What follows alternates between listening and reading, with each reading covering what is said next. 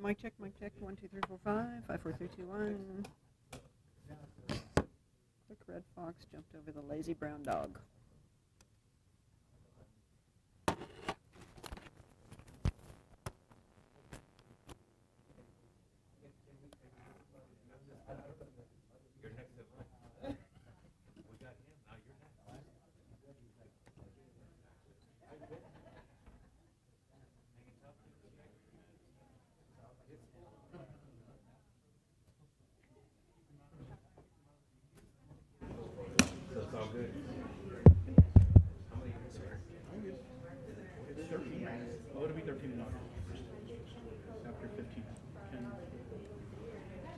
It would be time for the station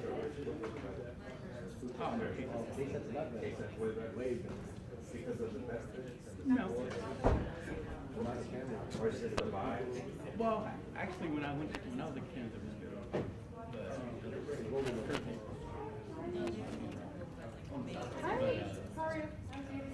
Yeah, I don't know. I am pretty good.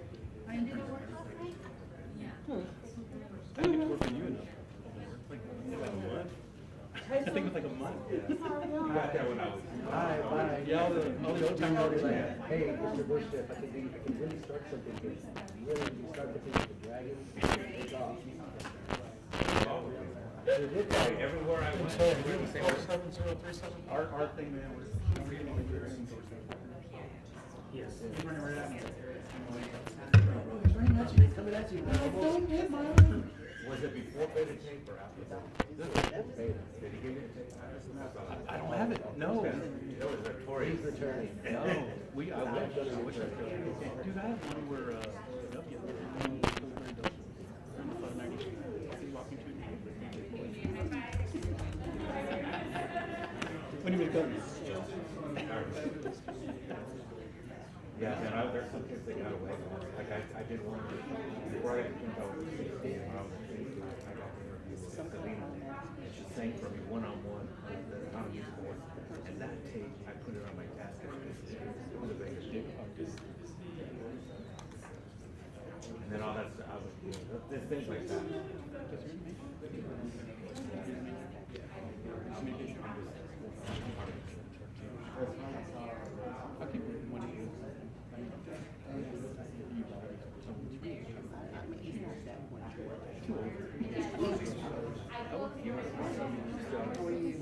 Likewise. Yeah. So,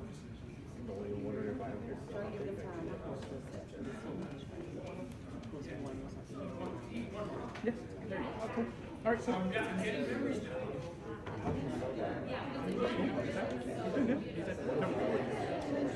He's doing good. He's a year older than me. He's got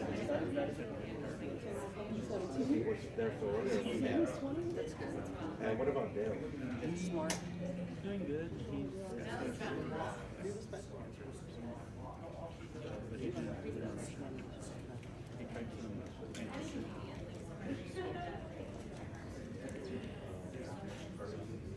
I think he's 62. Yeah, Michelle's only 50. So I think he's 62. Yeah, he's close to her. He's doing investigative.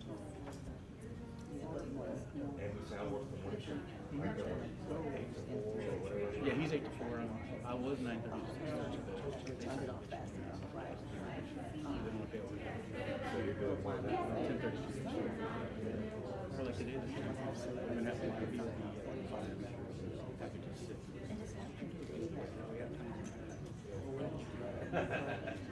Pretty sure. I'm glad to see you, dude. Yeah, Oh, wow. I'm here, baby. What do you?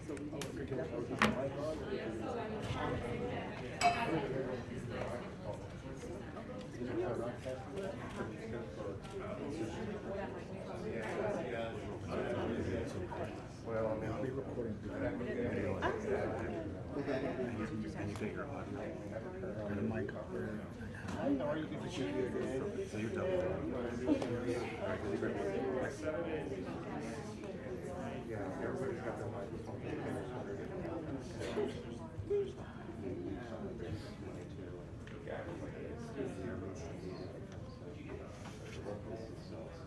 Kick down.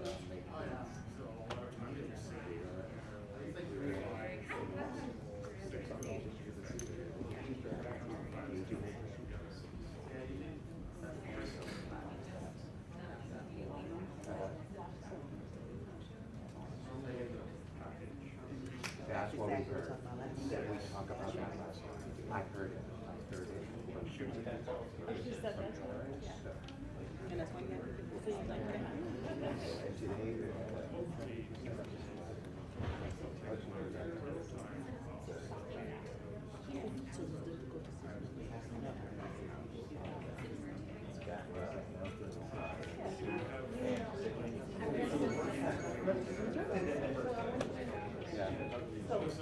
Anyway, I'll, the new girl, we can. Okay. we have them in I don't know. Laura, ¿Es Telemundo? do we have any Spanish? Telemundo is not here yet. What do you mean? They're not, and they said they're coming, and Mary, you need to be so.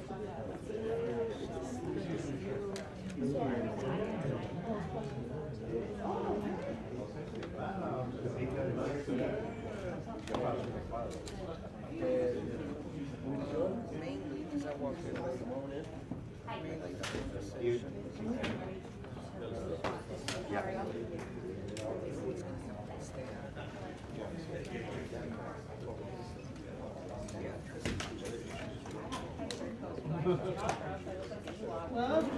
Hey, Mark, I'm gonna go get a, you okay with doing XLR?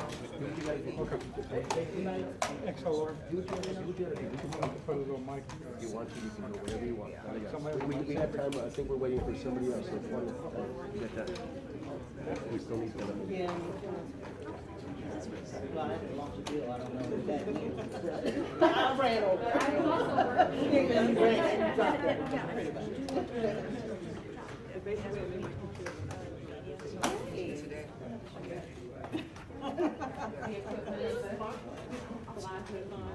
Yeah.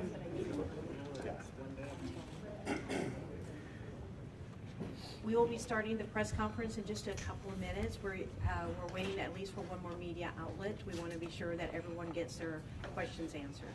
So we'll be starting very shortly.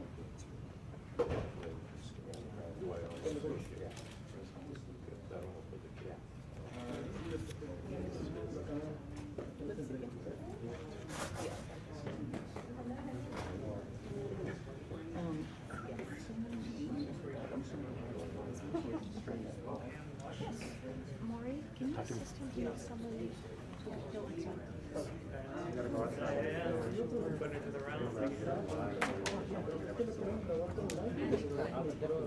Okay, great. Come on, yeah, come on. I'll run up. No problem.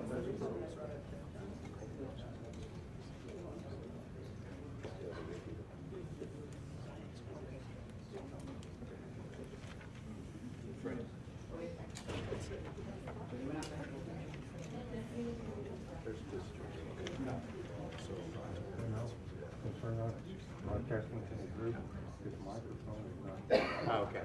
So you don't have to. Okay, perfect. Got it. I'll use my teacher voice. It's not on. Use your teacher voice, because it's just the microphones of the media.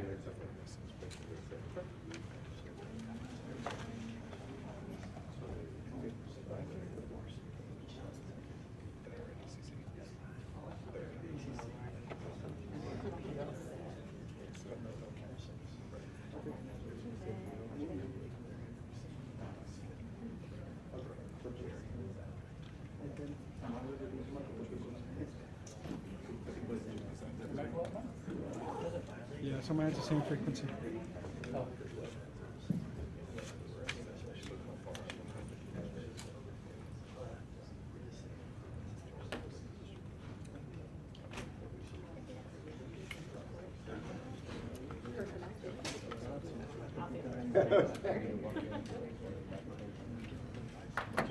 I'm sorry, sir. Yeah, I see it. We're still waiting for him to come back. Yeah, Rachel and.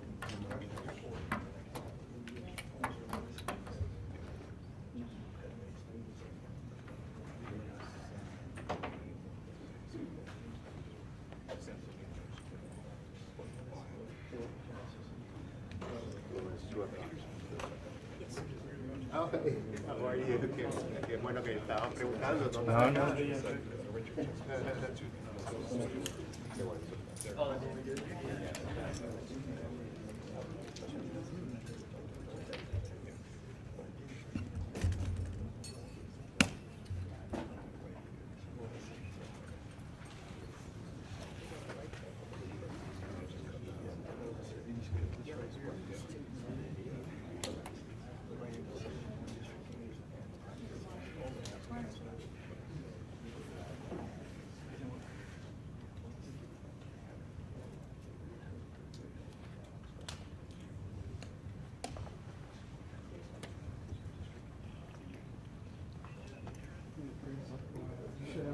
You should have microphone now.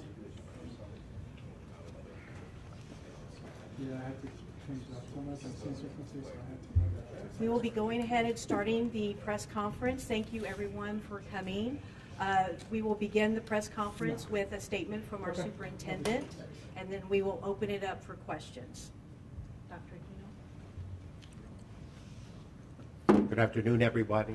Thank you for coming. As Laura Short said, I will begin by reading a statement, then we'll open it up to questions, either for myself or I'm also joined today by members of my board, led by Board President Cristina Martinez, Board Vice President Alicia Sebastian, Trustee Ed Garza, and Trustee Leticia Osuna.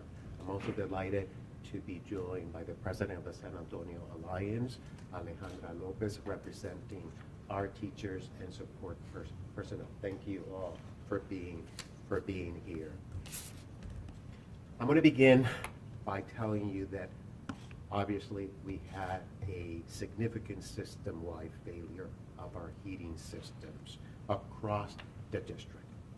From what we have identified, about 70% of our schools have experienced failures of heating systems, with anywhere from 20% to 100% of those buildings unable to receive appropriate heat in terms of that range.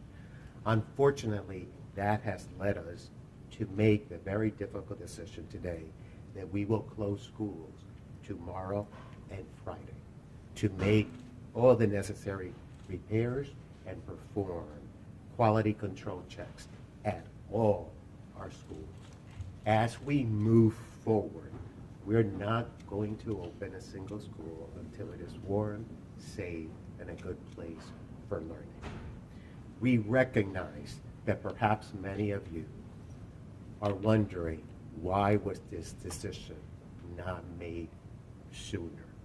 And I take full responsibility for making the wrong call. I sent a letter to the families where I apologized for the situation yesterday. So again, the ownership is on me and I take full responsibility. Too many of our students and staff across SAISD were in unfavorable condition today, and that will not continue, and it is unacceptable. While we do have some schools that are operating efficiently, too many are not, and we have been unable to ascertain in real time, on the ground information in an efficient manner. We have failed our students, our staff, our community by not having accurate, reliable information. I am taking a deep look not only at the infrastructure causes of this issue, as well as the personnel involved. We have made adjustments to the response team to ensure that we receive on the ground real-time information so that we can ensure our buildings are fully operational and provide a safe environment for all our students and our staff. I will be remiss if I don't end my remarks by commending our principals, our teachers, and support personnel for their commitment to keeping students warm and safe. As you probably know, it is never an easy decision to close school, as we recognize that schools provide much more than a simple place of learning. We also know that we provide the safest environment and for all, and that needs to supersede even our instruction.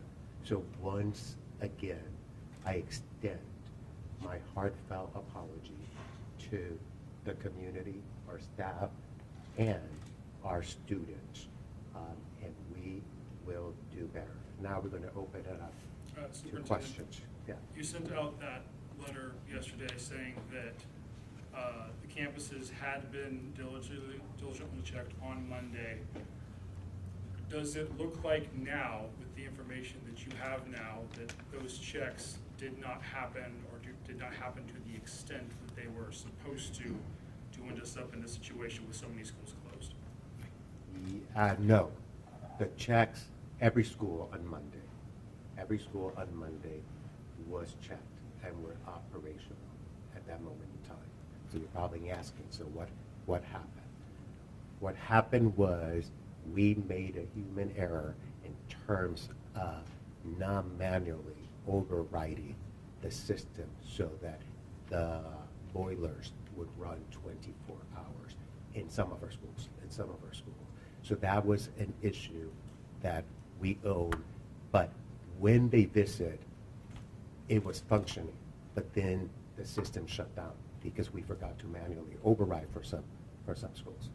Or are they always designed to be run for 24 hours, then take a break?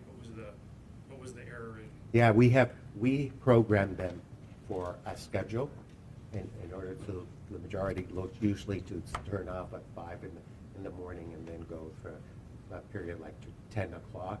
Because we knew of the conditions, we had given a directive that we wanted beginning on Friday to make sure that the system was functioning, and we did a check on Monday, and everything was functional, and nobody realized, and we own that. Nobody realized that some schools we had non-manually overridden the system. So they worked, but they were not programmed correctly? Correct.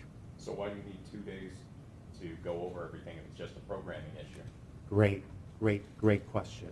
Because as a result of that error led to major issues in our infrastructure in terms of the boiler pipes breaking down. They completely froze. So we are right now sending technicians to every single campus to determine the magnitude. Were these boilers not properly maintained beforehand? We work very diligently to ensure that every single school is safe and provide the appropriate learning environment.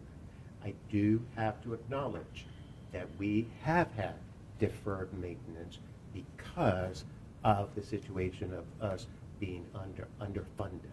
And no excuse, but it is a reality when our basic allotment has not increased since 2019. The cost of inflation has risen dramatically.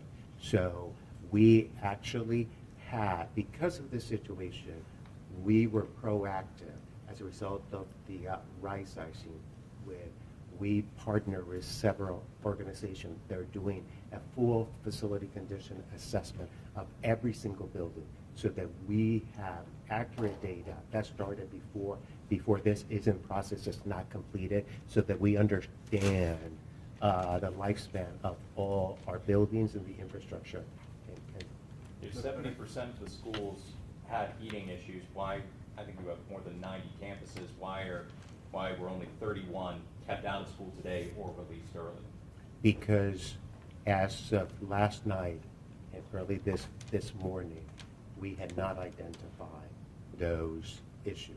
Those issues surfaced. Some of them actually surfaced 9, 10, 4, 5 in the morning. So that's the reason why.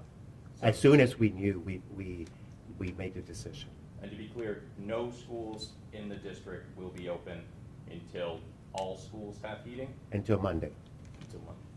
We're going to address that. We need 2 days to assess the magnitude and get a technician in every single building to determine what are the root causes of the problem. If parts need to be replaced. So, Doctor, aquí no podría decir lo que dijo al principio en el cambio.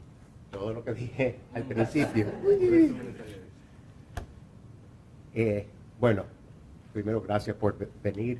Lo que quería comunicar es que nosotros como sistema, el distrito escolar, tuvo un fallo en nuestros sistemas de calefacción a través de todo el distrito.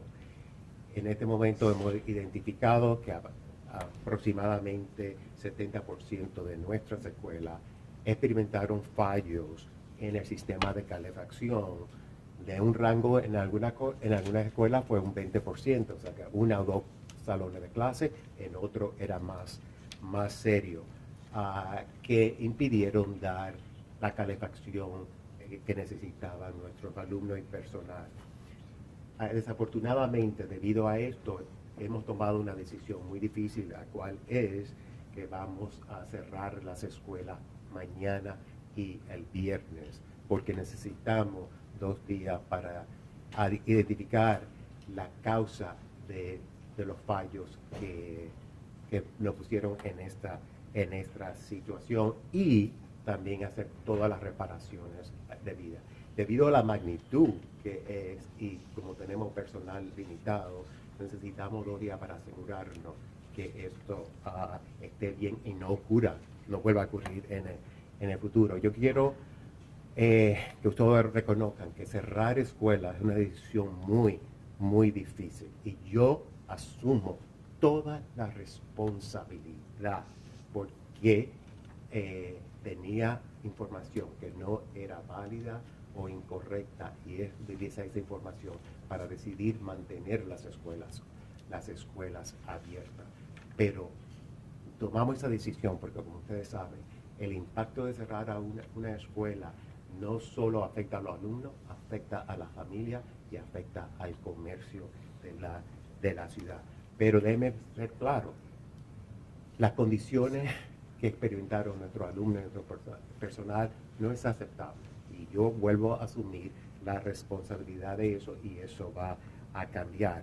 Quiero también estar claro que hay muchas escuelas que operacionaron eficientemente durante estos 2 días. Pero nosotros no teníamos información válida en el momento debido para tomar mejores decisiones. Yo he tomado un tiempo para reflexionar y mirar a toda la infraestructura que causó esta situación, al igual que el personal involucrado en tomar decisiones indebidas o proveer información que no era válida. Quiero terminar para reconocer la gran labor que hicieron nuestros directores de escuela, nuestros maestros y el personal de apoyo en mantener a nuestros alumnos en condiciones buenas y a la misma vez proveer educación significativa. Nosotros reconocemos que la escuela es más que un lugar de aprendizaje, también es un lugar que provee un ambiente seguro para muchos de nuestros alumnos. ¿Qué fue lo que pasó, doctor? The same question that you guys asked. So, lo que sucedió, muchos factores. Primero, es la primera vez en la cual tenemos temperatura tan baja que no están acompañadas de precipitación. Por eso, todos los distritos conjuntamente decidimos que las carreteras y autopistas estaban en buenas condiciones y no había un riesgo de poner a nuestro personal o a los alumnos. Decidimos mantenerla abierta. Pero en las otras ocasiones, cuando hemos tenido esta misma temperatura, también había precipitación y se cerraba la escuela.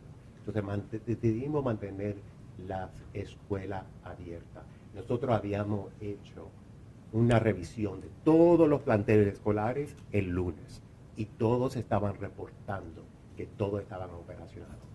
El problema principal que ocurrió fue un error humano en el cual muchas escuelas, como 33% de las escuelas, no se reprogramaron para estar en funcionamiento la calefacción 24 horas al día. Normalmente se programan automáticamente para tenerla de 5 de la mañana como a 10 de la noche. Yo había dado una instrucción desde el viernes que teníamos que tenerla 24 horas al día porque sabíamos que lo que nos esperaba. Lamentablemente, solamente como un 60% de nuestras escuelas fueron reprogramadas. Al pasar eso, imagínate, se congelaron muchas de las tuberías y muchas de ellas no encendieron el martes. Nos dimos cuenta el martes, tomamos decisión basada a lo que teníamos ayer y cerramos 20 escuelas. La magnitud de esta no la comprendíamos porque no teníamos la información correcta. Dr. So you've got the, will Yes. students have to make up these days later on in the year? So great question. So obviously, it's not days, but it's instructional minutes that account for the Texas Education Agency. I'm here with Alejandra Lopez. She and I have spoken several times today. We will collaborate with the Alliance, with our district parent advisory committee, because this decision that impacts the calendar, impacts our family, impacts our staff. So we will make a collaborative decision. Also, the reason I can't categorically tell you if they're going to make it up is because we are in the process of analyzing every single school because we have multiple schedules. So we have to actually count the minutes and then make a determination of what our options. We have several options to address that, and we're ready to implement, but it is a conversation that I want to have jointly with the Alliance and with the parents who are represented in the District Parent Advisory Council. Will teachers be paid for this time off? But yes, Okay. yeah. So actually, we're asking teachers to do a teacher-directed day for the next 2 days, with the first priority to do parent outreach, then lesson planning or reviewing data. So the SAISD bond from 2020 included HVAC replacements at, I believe, 30 campuses. Much of that work, according to your website, shows that it's been completed, including at some of the schools that were on today's list. Does that mean that these new HVAC systems failed? And if so, how much is this costing the district if you just put in these systems and they are apparently now broken and need a repair? Great question. Some bond funds were used to fix our heating and AC system. And we know that some schools operated without any issues. And we also know that in some of them, it was just 10 or 20%, so one or two classrooms. So I want to be clear that those are also, we experienced some success. However, as I mentioned earlier, we are the oldest district in the city with an aging infrastructure, and we've had to defer maintenance because of our financial situation. So as I said in Spanish right now, I also do believe that there are a few issues driving this, in that these are some of the coldest temperatures that we have experienced in recent years without precipitation. So in other instances, we had the same type of temperatures, so we had precipitation and we closed our buildings. When we made the decision, it's a joint decision that is made with Region 20, all the superintendents of Region 20. We had meetings on Sunday, we had meetings on Monday with the emergency department team from the city of San Antonio, the National Weather Service. We were told, which was accurate, that there was no precipitation, there was going to be no road closure, no flyovers, so we were not going to put our staff or our students in danger in that situation. So as you see, all districts decided to open. So for us, being an old district and aging infrastructure, this really was the first real test of our system.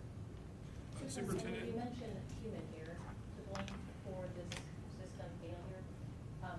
Doesn't each school have like a person monitoring each school? So about 30 people did not manually turn on the 24-hour system for schools. So more than one person, is someone going to get reprimanded, fired?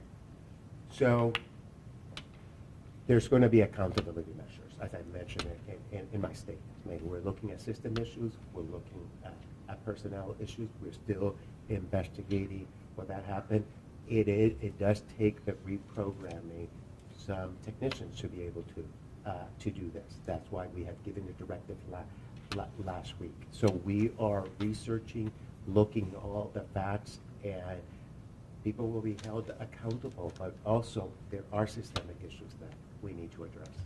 Superintendent, for those, How old the buildings are, since you were saying that the district is an older district with older schools?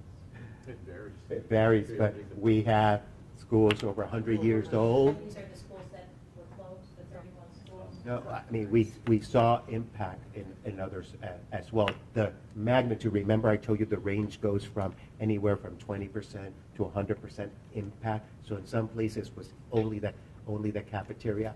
Other places was one classroom, which the principals were able to manage. And others, it was much more, on some cases, we're up to 100%, and that's why we had to close them. We also have buildings that have been renovated, but not completely. So we still have some new buildings. The sharing was old buildings. did you have pipes break because the boilers did not come on when they were supposed to, or were those pipes going to break because of the cold anyway? Yes to both. Okay, so you would have, even if the boilers were programmed correctly, you would have asked them pipe to break? Yes. And is that why you had to bring in bottled water? Yes. How many campuses do you think that we had to have bottled water at? Is that possible to say? Tony, do you know? I don't know. I don't know. We can get you that.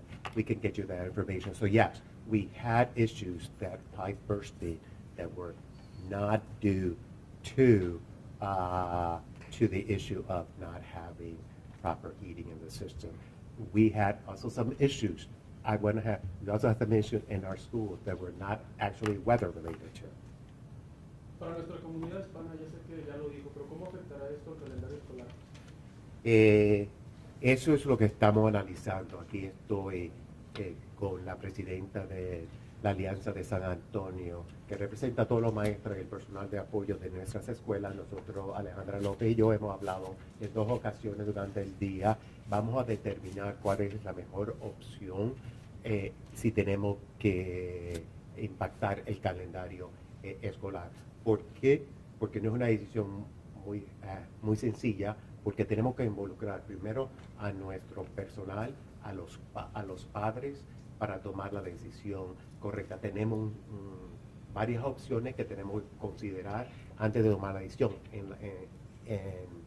Además de eso, tenemos múltiples horarios en cada nuestra escuela. Entonces tenemos que, no son los días, porque el Estado de Texas, la agencia del Estado de Texas escolar, ya no cuenta días, sino cuenta minutos. Entonces estamos en el proceso de contar los minutos debido y después tomaremos la decisión y entonces lo anunciaremos. Pero vamos a consultar con la alianza. Yo tengo un consejo de padres en la mesa directiva que también vamos a consultar con ellos antes de tomar una decisión final. And how many campuses does the district have, sir, just to make sure we have that? 90, 95, 96. Because some are co-located. Yeah, some are Okay, so co-located. 98 schools on 95 campuses? No. Go ahead, sir. No, It's, Teresa, 98 campus numbers on about 85 campuses. correct. Got it. Thank you. And the, so again, 31 campuses shut that day, even though closer to, it sounds like 70 of them would have had problems. Why not just release everybody early today rather than doing it piecemeal? Like some of the schools got added on of early release, like Lanier was early, for Yeah. example. Why not just do that with all of them, as became clear this was a wider problem? Yes, great question. We also have to ensure the safety of our students. We cannot dismiss students unless we contact every parent to make sure that they know. And we gave the parents the option that if not, we will keep the kids. The magnitude, those that were early released or closed, the magnitude of that problem was at the 100% capacity. In some cases, we only had a cafeteria. or we had 2 or 3 classrooms. So we consulted with our principals to make those decisions. Did you consider remote learning options at all, or have you, coming out of COVID experiences, learned lessons to be able to implement that in situations like this? Yes, we did consider that. We wanted to make sure that we give an opportunity to do a couple of things. First, parent outreach. We wanted to make sure that's the top priority that both Alejandra and I have identified. So we want our teachers and staff to contact parents, which gives us an opportunity to talk about the social emotional issues, get assessment data. So that's our priority. In addition to that, we wanted to make sure to give our teachers an opportunity to look at the data and plan much more impactful lessons, knowing that we were losing to school days. So you decided that it wouldn't be as impactful to do remote learning then, or why did you decide not to do the remote? I think because I wanted more apparent outreach first. First, because I do personally believe that, the families trusted us, that they're going to send their kids to buildings that were warm, and so we have a lot to do in terms of the broken trust. But I want to be clear on one thing. The reason why we kept schools open, like my colleagues across the region, I visited many schools on Tuesday, and I heard from principals and parents, and even today, we heard from some parents that we understand. We are grateful. We are grateful that you kept the schools open, because even though it might be cold, in some cases, it's still warmer than what the kids would face at home. So those are things that we took into account. Listen, on yesterday, our attendance was 54%. Bad, but 54% of our students needed us to have our buildings open. Today, of the schools that were open, 70% of our students needed us to be open. And we need to be open to deliver on the promise that we give our families, which is great environment, social emotional support, and meaningful and impactful learning. We will be wrapping up the press conference soon. We'll be taking the last few questions. I'm very needy. I don't speak boiler, and I know that you got a lot of campuses with a lot of different systems. But can you, for those of us who have no idea what boiler means, can you explain what the boiler does that caused us to be here today? Is that too much? So interesting, you're asking me too. It's not my area. Expertise. So I'll start, and some of you probably have more experience. But the boiler is equivalent to the heating system. Right. So is the mechanism that we have in our building to ensure that we can deliver heat throughout the building. Okay, so going back to the initial thing that you released, when you said you had some system failures and boilers that were slow to heat the buildings and water issues related to burst pipes.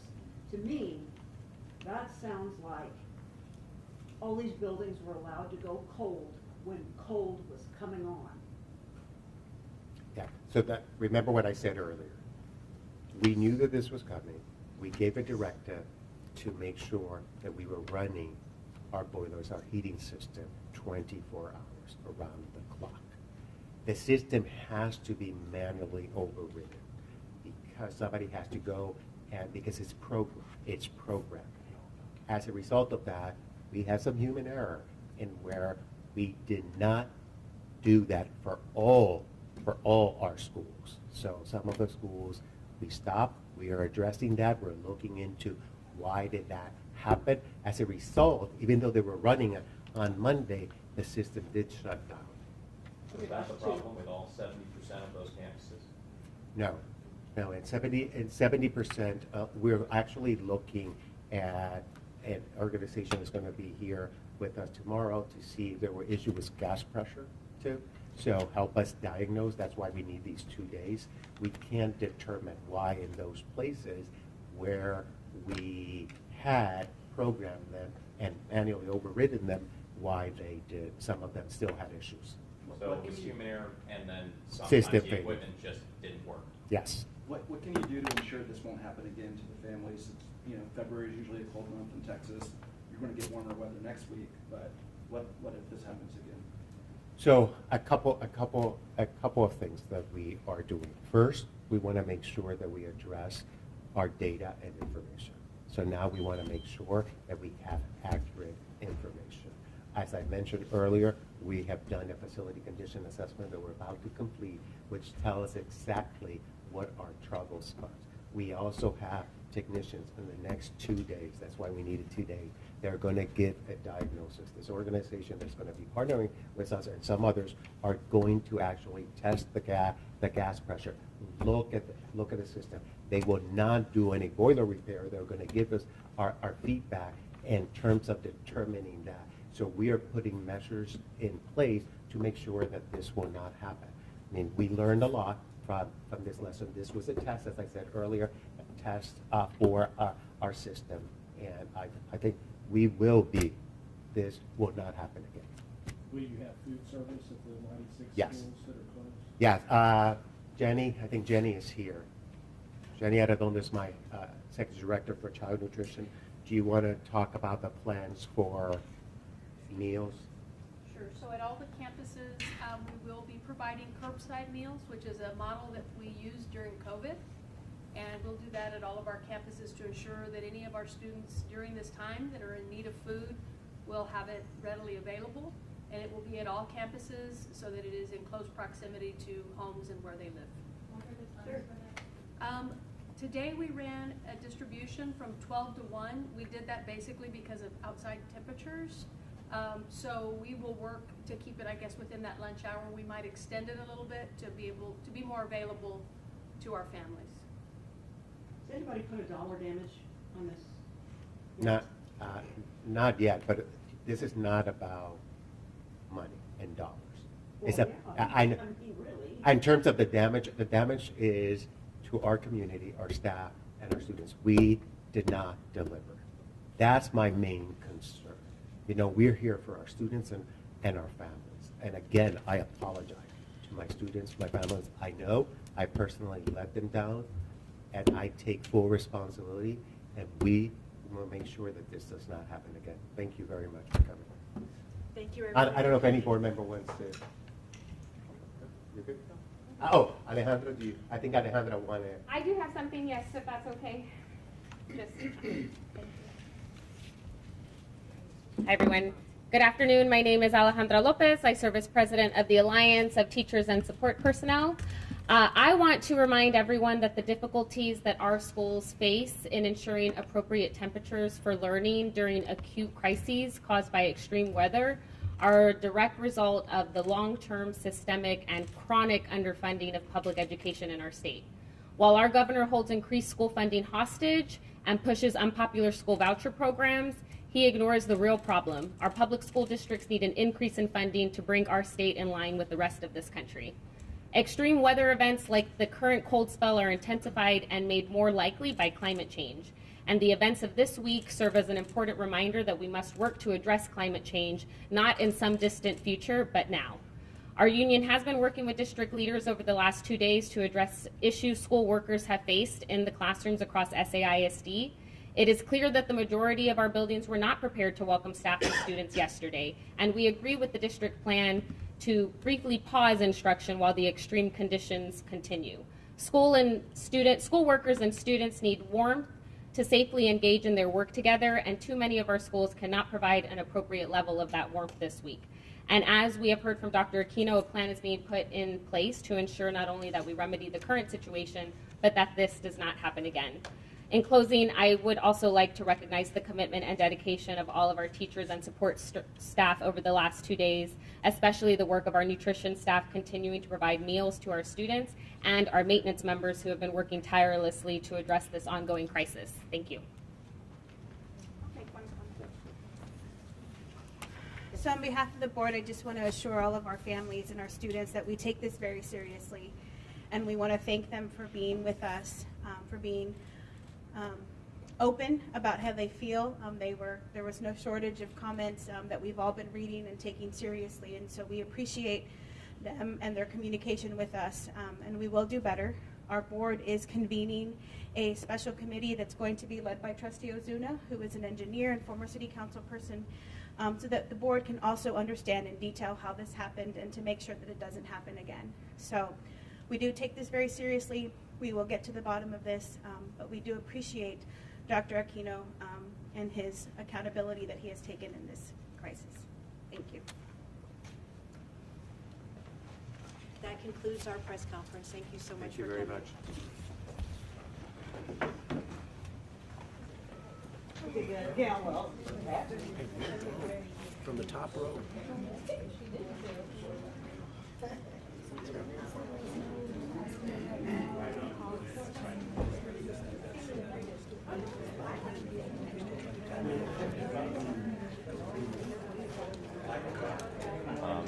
Let's do it.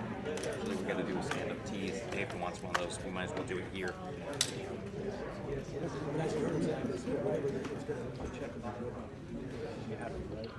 So, yes, whatever needs to be repaired, that's why. And I'm not a person.